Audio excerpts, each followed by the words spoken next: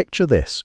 You're a young bride named Margot, barely 15 winters old, standing in the doorway of a stone cottage in 1347 AD.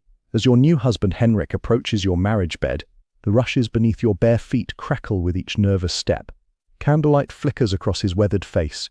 He's nearly twice your age, chosen by your father for his 3 pigs and half an acre of barley. Your hands shake as you clutch the rough woolen shift your mother stitched for this very night, the same one she wore, and her mother before her.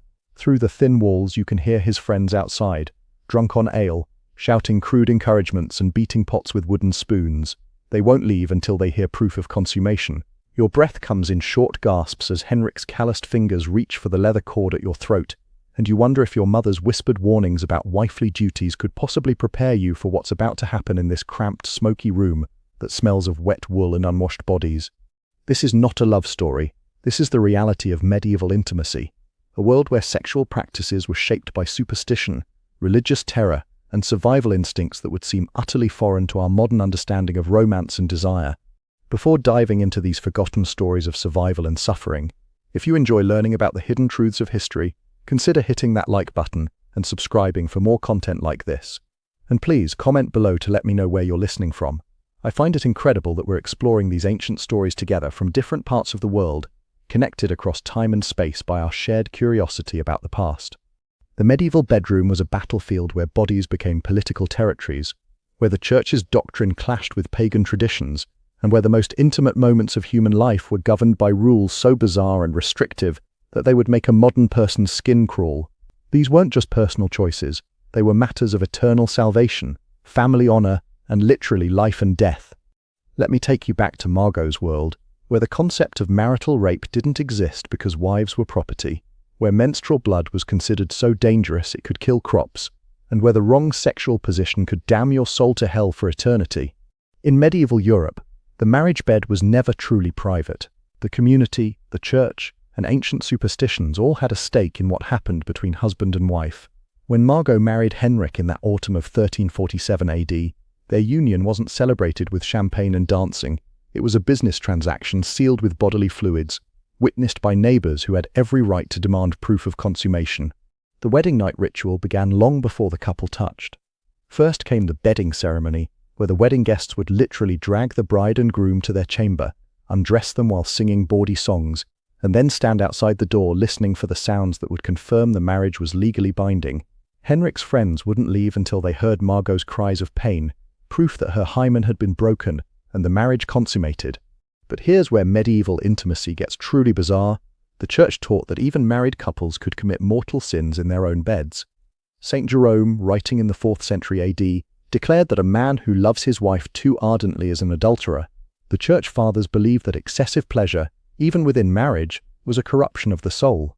This wasn't merely theological theory, it shaped every aspect of medieval sexual practice. Thomas Aquinas, the great medieval theologian, laid out explicit rules for married couples in his Summa Theologica around 1265 AD. Sexual intercourse was only acceptable on certain days of the week, during certain seasons, and in one specific position, man on top, woman beneath, face to face. Any deviation was considered against nature and therefore sinful. Oral sex was forbidden entirely, as was sex during menstruation, pregnancy, or while breastfeeding. The church calculated that if all these rules were followed, married couples would only be able to have sex about 50 days per year. Margot would have learned these rules from her mother, who learned them from the village priest during confession. The weight of eternal damnation hung over every intimate moment. When Henrik reached for her on a forbidden Wednesday during Lent, she faced an impossible choice: submit to her husband's will and risk her soul, or refuse and face his wrath in a world where domestic violence was not only legal but expected. The medieval understanding of female sexuality was built on fundamental misunderstandings that would persist for centuries. Medical texts from the period, influenced by ancient Greek and Roman sources, taught that women were essentially defective men. Their sexual organs were simply inverted versions of male genitalia. The vagina was considered an inside-out penis, and the ovaries were internal testicles. This wasn't mere ignorance, it was codified medical knowledge taught in universities across Europe. These beliefs had profound consequences for how medieval people understood female desire and pleasure. The physician Constantine the African, writing in the 11th century AD, claimed that women experienced sexual pleasure differently than men, They required prolonged stimulation and multiple climaxes to conceive. This led to the bizarre medical belief that rape couldn't result in pregnancy because the woman couldn't achieve the necessary pleasure. If a woman became pregnant after sexual assault, medieval courts often took it as evidence that she had enjoyed the experience and was therefore partially responsible. Margot's mother might have warned her about the wandering womb, a condition medieval physicians believed could cause hysteria, madness, and even death. They thought the uterus could literally move around inside a woman's body, traveling upward to strangle her heart, or downward to escape through her vagina. Treatments included fumigating the vagina with pleasant smells to lure the womb back into place, or applying foul-smelling substances to the nose to drive it downward. The medieval period inherited a complex web of fertility beliefs from pagan traditions that the church never quite managed to eradicate. Village-wise women, often branded as witches by later generations, maintained an underground knowledge of herbs, rituals, and practices designed to encourage conception, prevent pregnancy, or ensure the birth of male children. In the forests surrounding Margot's village, women would gather specific plants under the full moon. Pennyroyal and tansy were brewed into teas that could prevent pregnancy, though the dosage between contraception and death was perilously thin. Mandrake root, shaped like a human figure, was believed to increase fertility when worn as an amulet against the skin. The root was so valuable that forged versions made from carved bryony were common in medieval markets. The church officially condemned these practices as witchcraft, but even devout Christians couldn't entirely abandon them. The line between folk medicine and magic was impossibly blurred. A woman might pray to Saint Margaret for safe childbirth while simultaneously burying a piece of afterbirth under her threshold to ensure future fertility. She might wear a crucifix to church while hiding a piece of amber between her breasts to prevent miscarriage. Medieval contraception was a dangerous blend of superstition, poison, and desperation. Women were taught to jump backwards 7 times after intercourse to prevent conception, or to drink wine mixed with ground-up bees.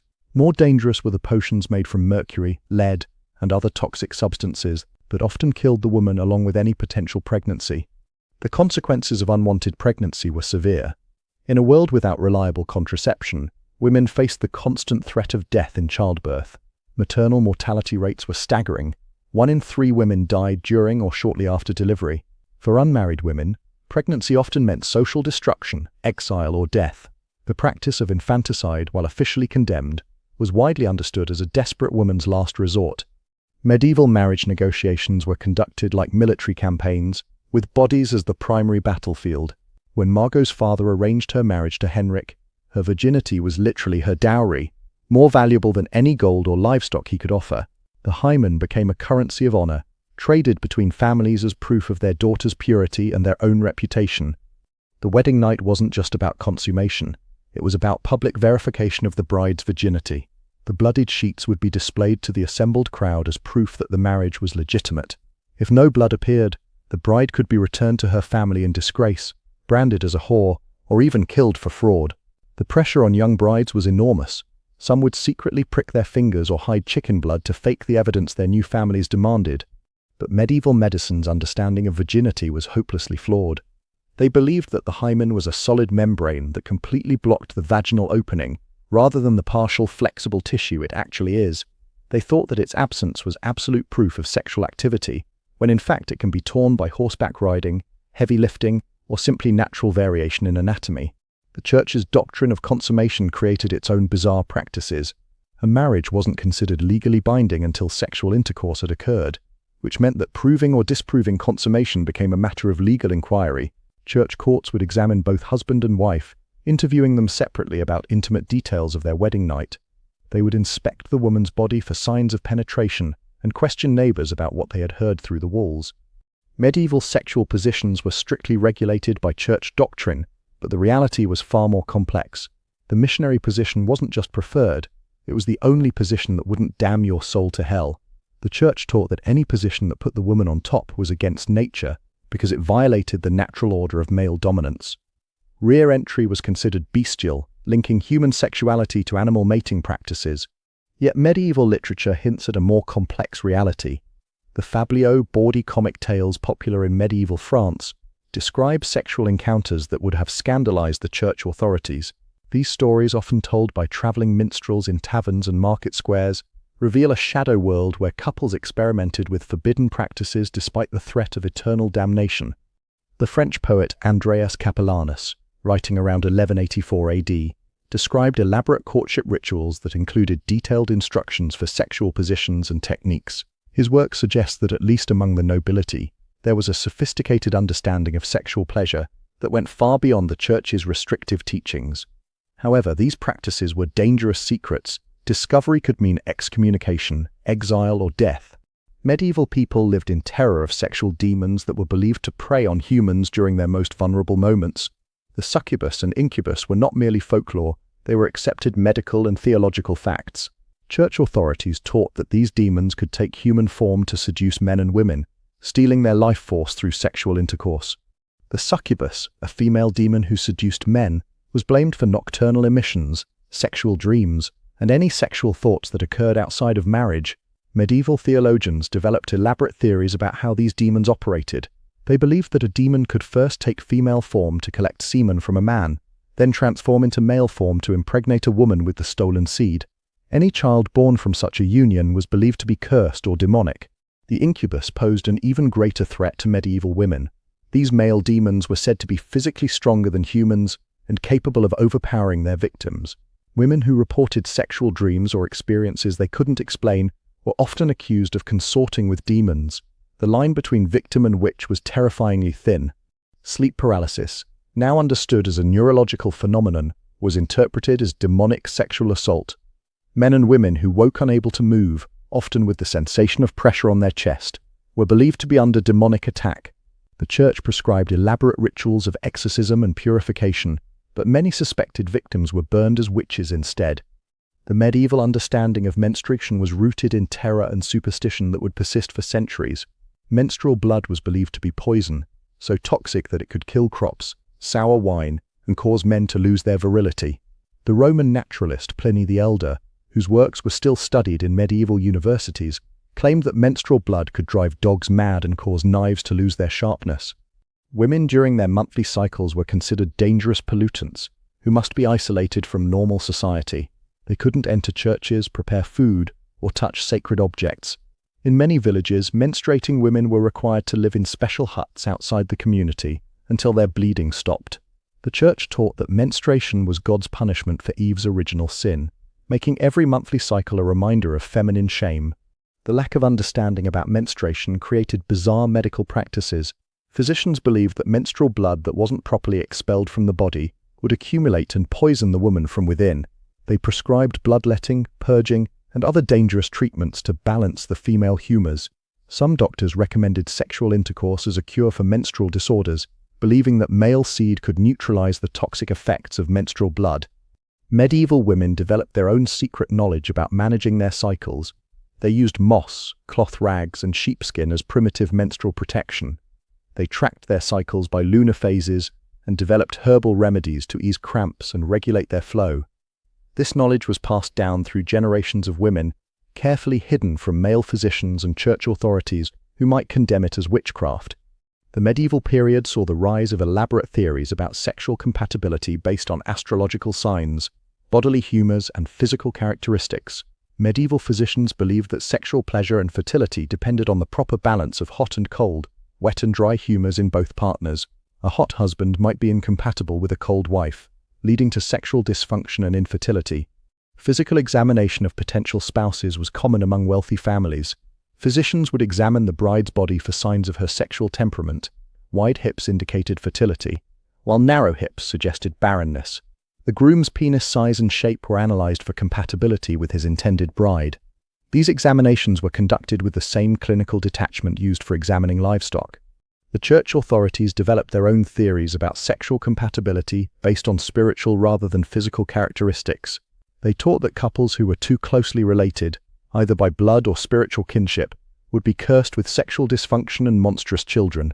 The complex rules of consanguinity meant that many medieval marriages were later annulled when previously unknown family connections were discovered. Medieval sexuality was deeply intertwined with concepts of honor, shame, and social standing. A man's sexual prowess was directly linked to his reputation as a warrior and leader. Impotence was not just a personal failing, it was a public humiliation that could destroy a man's standing in his community. The medieval French developed elaborate euphemisms for sexual dysfunction. creating a vocabulary of shame that permeated every aspect of social interaction. For women, sexual reputation was even more fragile. The slightest hint of impropriety could destroy a woman's marriage prospects and her family's honor. Medieval towns were small communities where everyone knew everyone else's business. A woman seen talking to a man who wasn't her husband or relative could be branded as a whore. The standards of female behavior were so restrictive that even married women lived in constant fear of gossip and accusation. The medieval legal system reflected these sexual anxieties in its treatment of rape, adultery, and sexual assault. Rape was defined not as a crime against the woman, but as a crime against the male who owned her, her father, husband, or lord. The punishment for rape varied dramatically depending on the social status of both the victim and the perpetrator. A nobleman who raped a peasant woman might pay a small fine, while a peasant who raped a noble woman would face torture and death. Adultery was punished even more severely, but only for women. A married woman who had sex with any man other than her husband could be killed by her husband with no legal consequences. Medieval law codes specifically granted husbands the right to murder adulterous wives and their lovers if they were caught in the act. Men, however, were generally free to have sex with unmarried women, prostitutes, or their own servants without legal consequences. The medieval period saw the development of elaborate courtship rituals that would influence European culture for centuries. The tradition of courtly love, popularized in the poetry of the troubadours, created a parallel world where sexual desire was elevated to a spiritual quest. These romantic ideals were primarily a literary fantasy enjoyed by the nobility, but they had profound effects on how medieval people understood the relationship between love and sexuality. The courtly love tradition taught that true love could only exist outside of marriage. A knight's devotion to his lady was supposed to remain eternally unfulfilled, existing in a state of constant yearning that purified the soul through suffering. This created a bizarre split between marital sexuality, which was purely functional, and romantic love, which was purely spiritual. The reality of medieval courtship was far more pragmatic. Among the peasantry, young people might have some choice in marriage partners, but economic considerations always took precedence over personal preference. A village girl might favor the blacksmith's son, but if the miller offered better terms to her father, she would find herself married to a man she barely knew. Medieval engagement practices included rituals designed to test the compatibility of potential spouses. In some regions, engaged couples were allowed to sleep together clothed, separated by a wooden board called a bundling board. This practice allowed families to evaluate whether the couple was physically compatible without risking pregnancy or violating church doctrine about premarital sex. The medieval period inherited a complex tradition of sexual magic and fertility rituals from earlier pagan cultures. These practices were driven underground by Christian persecution, but never entirely disappeared. Medieval peasants continued to practice ancient fertility rituals, often disguised as Christian celebrations or incorporated into folk medicine. The celebration of May Day retained strong sexual overtones despite church attempts to suppress it. Young people would spend the night in the forest, ostensibly gathering flowers and branches to decorate the village. In reality, May Day was an opportunity for sexual experimentation and courtship outside the normal restrictions of village life. Many pregnancies were calculated to result from May Day encounters, leading to a surge in February births. Wedding celebrations included numerous fertility rituals designed to ensure the couple's reproductive success. The bride might be showered with grain or nuts to encourage pregnancy. The marriage bed would be blessed with holy water, but also secretly prepared with herbs and charms believed to enhance fertility. These practices represented a desperate attempt to control reproduction in a world where infant mortality was devastating, and family survival depended on producing healthy children. The medieval understanding of conception was a bizarre blend of Aristotelian philosophy, Christian doctrine, and folk wisdom. Medieval physicians believed that both men and women produced seed that combined during intercourse to create new life. They taught that female orgasm was necessary for conception, leading to the tragic belief that women who became pregnant after rape must have enjoyed the experience. Medieval people developed elaborate theories about how to influence the sex of unborn children. They believed that conception during certain phases of the moon would produce male children, while others would result in females. The position of the stars at the moment of conception was thought to influence not only the child's sex, but also its personality and future prospects. The medieval period saw the development of increasingly sophisticated methods of sexual control and surveillance. The church established networks of informants who reported on the private lives of their neighbors. Confession became a tool for gathering intimate details about sexual practices, with priests questioning penitents about their most private moments. The rise of the Inquisition in the 13th century AD brought new levels of sexual persecution. Suspected heretics were tortured into confessing not only their religious beliefs, but also their sexual practices. The interrogation manuals used by inquisitors included detailed questions about sexual positions, frequency of intercourse, and even the physical sensations experienced during sex. Medieval prisons included special punishments for sexual crimes. Women convicted of adultery might be imprisoned in cages so small they couldn't stand upright, fed only bread and water until they died of starvation. Men convicted of rape might be castrated publicly before being hanged. These extreme punishments were designed not just to punish the guilty, but to terrorize the entire community into sexual compliance. The medieval period produced a vast literature of sexual advice and instruction, though most of it was hidden from ordinary people. Medical texts included detailed descriptions of sexual positions and techniques, but these were available only to educated physicians and wealthy patrons. The average medieval person learned about sex through whispered conversations, folk songs, and the bitter experience of trial and error. The Church produced its own sexual literature, but it was primarily concerned with cataloguing sins rather than providing positive guidance. Penitential manuals listed hundreds of sexual practices with their corresponding punishments. These texts reveal a fascination with sexual detail that contradicts the Church's official position on celibacy and purity. Medieval marriage manuals, written for wealthy patrons, provide glimpses into the sexual lives of the nobility. These texts offered advice on everything from wedding night techniques to managing sexual relationships during pregnancy. They reveal a sophisticated understanding of sexual pleasure that was hidden from the general population, but clearly practiced by those who could afford privacy and discretion. The medieval period saw the development of increasingly elaborate methods of sexual punishment and control. The chastity belt, though probably less common than popular culture suggests, represents the extreme measures some medieval people took to control female sexuality. These devices were not just physical restraints, but symbols of the terror that surrounded female sexual autonomy. Medieval brothels were both legal and illegal simultaneously. The Church officially condemned prostitution, but secular authorities often licensed and regulated it. Medieval cities maintained official red light districts where prostitutes worked under government supervision. These women were required to wear distinctive clothing, live in designated areas, and submit to regular medical examinations. The medieval period produced some of the most bizarre sexual customs in European history. The right of first night, or droit du seigneur, allegedly gave feudal lords the right to have sex with their peasants' brides on their wedding night. While historians debate whether this practice actually existed, the mere possibility reveals the complete sexual vulnerability of medieval peasant women. Medieval people believed that sexual practices could influence everything from the weather to the success of military campaigns. Kings and nobles consulted astrologers about the best times for sexual intercourse, believing that the cosmic forces present at conception would influence their children's destiny. Army commanders might order their soldiers to abstain from sex before battle, believing that sexual activity would drain their martial vigor.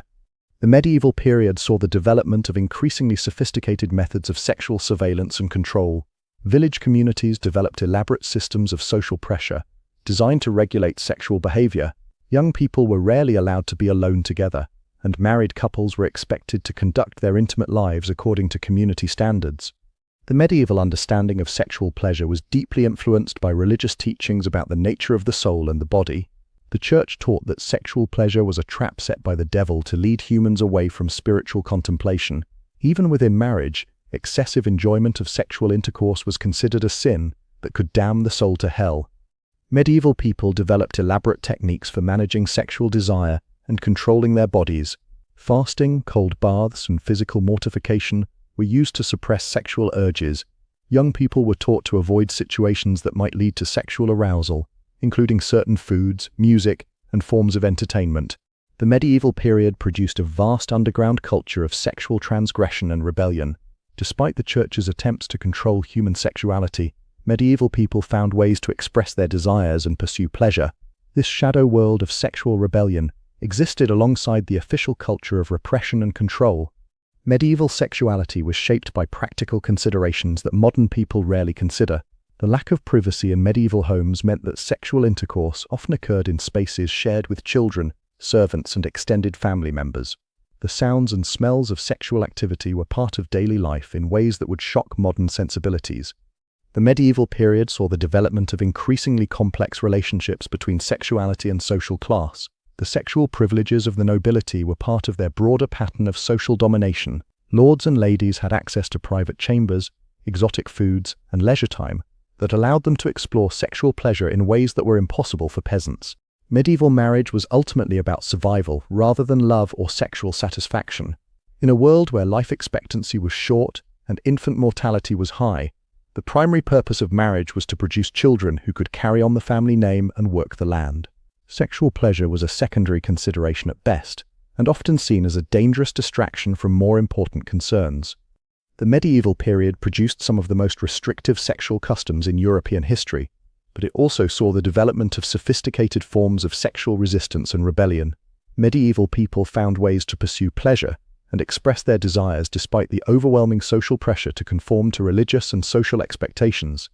As we return to Margot in her stone cottage, Henrik's hands still reaching for her in the flickering candlelight, we can understand her terror, not just as personal fear, but as the weight of an entire culture's sexual anxieties pressed down upon her young shoulders. She carries the burden of religious doctrine, family honor, community surveillance, and her own desperate desire for survival in a world that offers her no protection. The medieval period reminds us that human sexuality has always been shaped by power, fear, and social control. The bizarre practices and beliefs of medieval people seem alien to us now, but they emerged from the same fundamental human needs and desires that drive sexual behavior in every era. Understanding medieval sexuality helps us recognize how our own sexual culture reflects the power structures and social anxieties of our time. Medieval intimacy was never truly intimate. It was always public, always political, always dangerous. The bedroom was a battlefield where souls were won and lost, where family honor was defended or destroyed, where the most private moments of human life were governed by rules that seemed designed to eliminate pleasure and maximize suffering. The medieval period produced some of the most restrictive sexual customs in European history, but it also reveals the incredible resilience of human sexual desire. Despite centuries of religious persecution, social control, and legal punishment, medieval people found ways to pursue love, pleasure, and intimate connection. Their stories remind us that sexuality is one of the most fundamental aspects of human experience, too powerful to be completely controlled by any system of authority. The strange and often disturbing sexual practices of medieval Europe were not simply the result of ignorance or superstition. They emerged from a complex interaction of religious doctrine, social structure, economic necessity, and genuine human need. Understanding these practices helps us appreciate both how far we have come and how many of the same underlying tensions continue to shape human sexuality today. In the end, the medieval period teaches us that sexuality is always political, always dangerous, and always essential to human experience. The bizarre, intimate practices of medieval people were their attempts to navigate these eternal tensions between desire and control, pleasure and danger, love and survival. Their struggles remind us that the quest for sexual freedom and authentic intimacy is not a modern invention, but an ancient human aspiration that transcends any particular historical moment. The candlelight still flickers across Henrik's weathered face as he reaches for young Margot, but now we understand that this moment contains the entire weight of medieval sexual culture, the fear, the superstition, the desperate hope for survival, and the eternal human longing for connection despite impossible odds. In her trembling hands and his calloused fingers, we see not just two people, but the collision of an entire civilization's sexual anxieties and desires, played out in the most intimate space imaginable, yet never truly private, never truly safe, never truly free.